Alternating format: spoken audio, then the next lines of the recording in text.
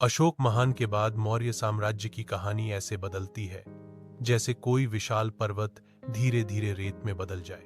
अशोक ने 273 से 232 ईसा पूर्व तक भारत को एकजुट किया, अहिंसा का संदेश दिया, धर्मम महामात्र रखे, शिलालेख लिखवाए, लेकिन उनके मरते ही साम्राज्य की जड़ें हिलनी शुरू हो गईं। अशोक का देहांत हुआ और जैसे ही सत्ता खाली हुई, मौर्य दरबार में संघर्ष शुरू हो गया।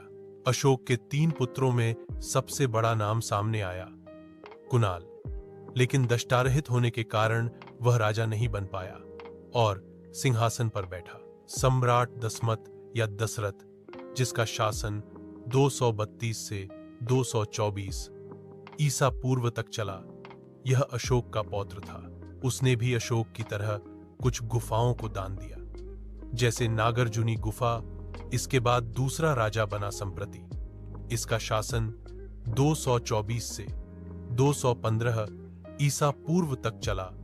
संप्रति को जैन धर्म का महान संरक्षक कहा जाता है। कहानी कहती है, संप्रति इतना जैन धर्म प्रिय था कि उसने एक 25 जैन मंदिर बनवाए। अब तीसरा राजा बना सलिसुक या शालिशक।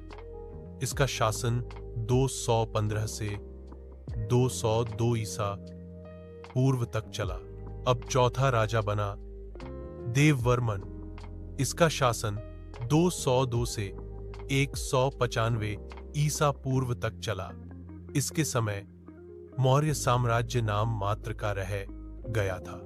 अब पांचवां राजा बना शातकर्णी बृहद्रथ।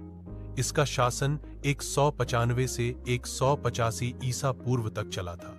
यही मौर्य वंश का अंतिम राजा था। कहानी अपने अंतिम और सबसे नाटकीय मोड़ पर पहुंचती है। बृहद्रथ ने अपने सेनापति पुष्यमित्र शुंग को सेना का नेतृत्व सौंपा था। एक दिन सेना परेड के दौरान पुष्यमित्र ने ही बृहद्रथ की हत्या कर दी और घोषणा कर दी, अब से भारत में शुंग वंश की शुरुआत होती है। दोस्तों, अशोक के बाद राजा कमजोर होते गए, प्रांत बगावत करने लगे, यवनों ने आक्रमण किए, मंत्रियों का दबदबा बढ़ा और अंत में सेनापति ने राजा की हत्या कर दी।